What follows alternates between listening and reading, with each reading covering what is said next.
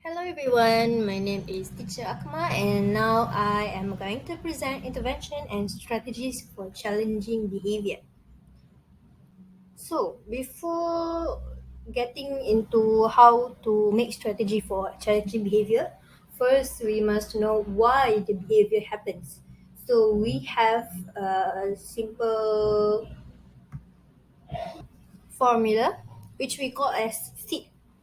SEAT. So for S, we have sensory. So maybe the child got overwhelmed or sensitivity of sensory or even seeking sensory. So that may cause the behavior to happen. Second one is escape. Maybe the child try to escape any task or any sensory diet that they must done. So they try to escape. That is one of the behavior. The third one is attention. So maybe they want the caregiver or teacher's attention. So those also count as behavior. And the last one is tangible. Tangible is something that can be removed or taken away that the child may be wanted and they causes behavior also. We then proceed with the how can we prepare for the problem behavior. So the first one is ruling out pain. So maybe before we do anything, we must inspect the child if there's any illness or any sickness for the child. The second one is establishing predictability and consistency. So as we know, autistic children, most of them is a very rigid person. So by establish consistency, they can predict what gonna happen next, and that will minimize the behavior to be most likely happen. For our center, we usually make a routine which we took the kids to make a sensory diet at the gym first, and then we do tasks at class. Then we proceed to go to gym, and then they can go back home. So by having the sequence of creating the consistency during therapy session, behavior problem can be minimized. The second one is creating a calm atmosphere. Even for we ourselves, that is adult, calm atmosphere can help us to stay restful.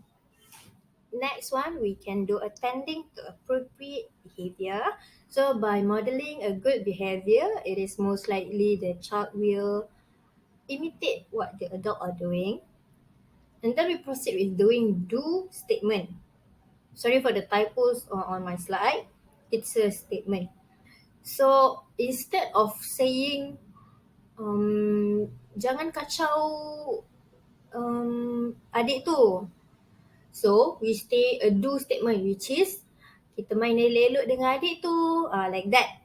We focus on the positive attitude instead of say no to a bad attitude, because in most, even we adult, usually we will focus on the few last word of the sentence. So instead of saying don't run, we are most likely to focus on run.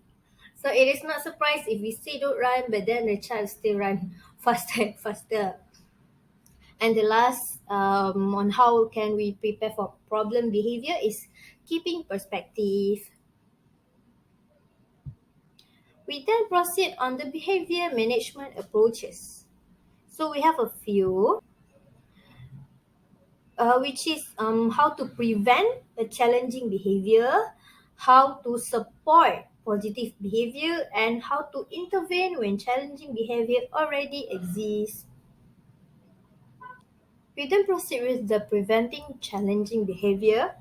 The first one is minimizing aversive event.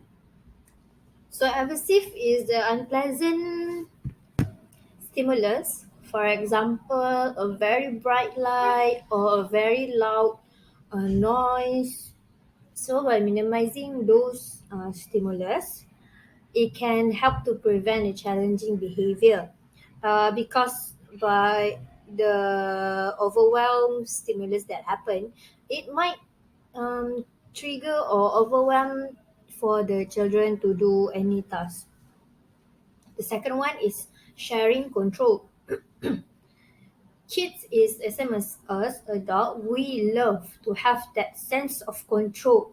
So how you can do that? It can happen even on the slightest event. For example, giving them the power to choose something. For example, the task is to kick a ball. So you can make them to choose whether they want the blue ball or the red ball. So by doing that, they think they have the power to control, but it is just us to prevent their challenging behavior. Second one is successful engagement environment. By for instance, even though they don't properly achieve the target of the task, but with the slightest effort, for instance, touch thumb for motor imitation, even they have the effort to touch with point fingers, we should create a success engagement role. For instance, we say, a good job, you did it, you try to touch your fingers, but it should be like this. But then you can try to correctkan dan perbetulkan balik apa yang sepatutnya diorang kena buat. By doing this, we are not downgrading them and they will try to do more. The second one is increase communication effectiveness. By having two ways communication, which is the communication effectiveness, the child will feel that we heard them instead of just they must listen to adult. The second one is clarifying expectation. So for the kids that understood sentences and words already, we can clarify what we expect them to do. For instance, they must behave or else they are going to get something as punishment, but we are most likely say we give good reward lah if they try to complete or finish the task. The second last one is supportive self-regulation. For instance, if they try to clap after they did something, then we clap together with them. It is a sign that we support their self-regulation. And the last one for preventing challenging behavior is match demands to ability. So if they want something, we must give them, but they must comply to what we ask them to do. Then they're gonna get what they demand. And then we proceed to the next one. We then proceed to the next one, which is support positive behavior. So the stop for support positive behavior is into three categories. The first one is general strategies. So general strategies we have two. The first one is meet sensory needs. So in order to support positive behavior, we must meet the sensory needs for the children. So in our center, we all of the therapies will use this type of strategy, which is we do sensory diets before starting our task for the individual children, based on what the children are lacking of, or if the children are seeking something, there are seven different types of sensory, and it depends on the child. The second one is build new skills.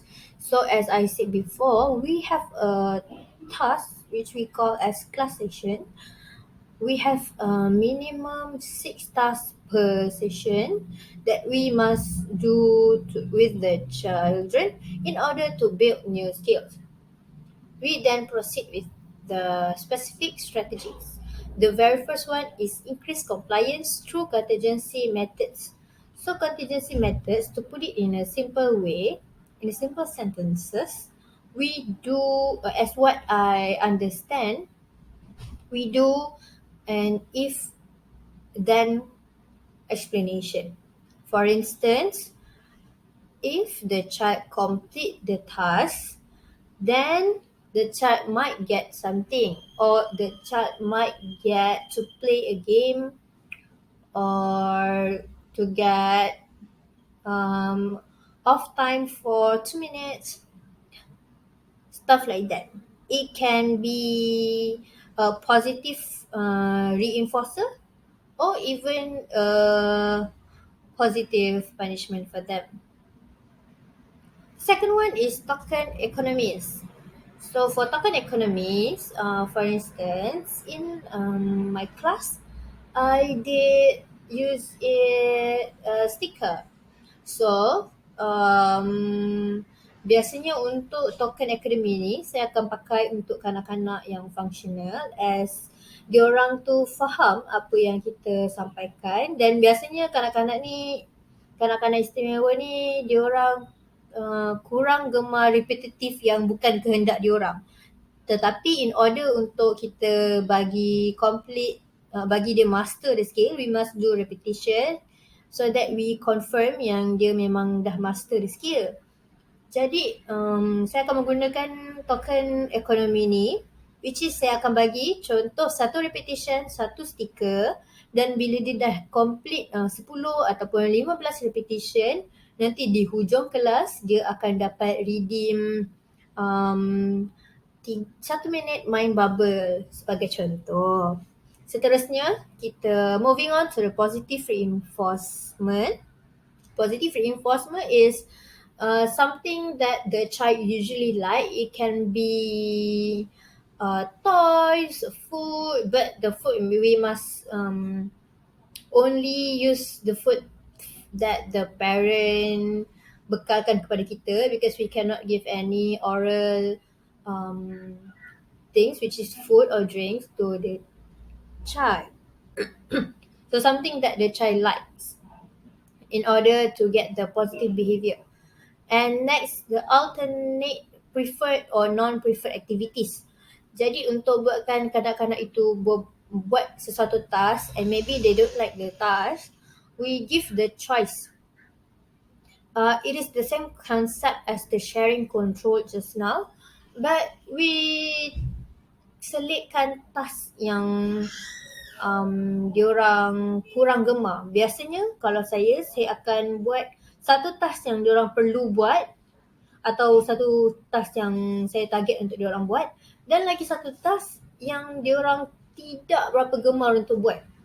Jadi dengan cara itu diorang akan secara tidak langsung akan memilih untuk membuat task yang diorang perlu buat. And the next one is general support strategies. Yang ini seperti nama dia, kita akan cuba untuk support kanak-kanak ini daripada segi physical boleh, gesture boleh, ataupun most of the time saya akan gunakan secara verbal. Saya akan macam, yeah, you can do this, sambil tepuk tangan dan sebagainya. Baiklah, seterusnya saya akan sambung dengan intervention when challenging behaviour already exists. So there are two things that we must take note here, FBA, which is Functional Behavior Assessment, and a Positive Behavior Support, PBS plan. So what are those? For FBA, it is a system proses, sesuatu proses untuk kita kumpul maklumat, untuk kita pastikan what are the relationship between the in this case between the children's problem behavior and aspects of their environment. Meanwhile, for the PBS, pardon, it is a framework untuk kita improve kualiti kanak-kanak tersebut dengan cara kita memahami apa yang penyebab diorang punya behavior, dan kita akan utamakan apa sebab di sebalik terjadinya behavior tersebut. Jadi antara cara untuk kita jalankan plan di atas adalah dengan firstly is team building and goal setting. So siapa yang terlibat dengan team building ni? Ini adalah antara the caregiver of the children themselves, which is can be the parent or relative yang take care of the children, and in our center the occupational therapist herself is included in the team building and goal setting. Usually we will ask the parent what are their concern. Is it with the speech delays or communication or balancing the skills or even school readiness. We will discuss. It is based on parent, and we might suggest a few things according to the children's age, appropriate skills for their age lah. And then the second one is a functional assessment of the behavior. So after setting the goals and target for the children, we will give a proper assessment so that we can take a look on what are the behavior of the children. We then later try to give hypothesis for the behavior that happened, what might cause the behavior to happen.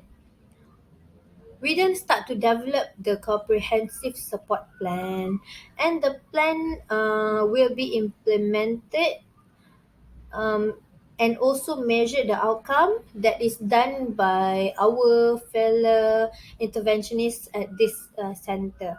Then, based on the outcome, we will have discussion, which in our center, we will have daily discussion of what behavior of the children, and then we will give each other some support to tackle the behavior.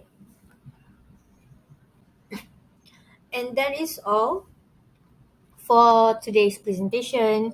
Thank you for watching and see you next time.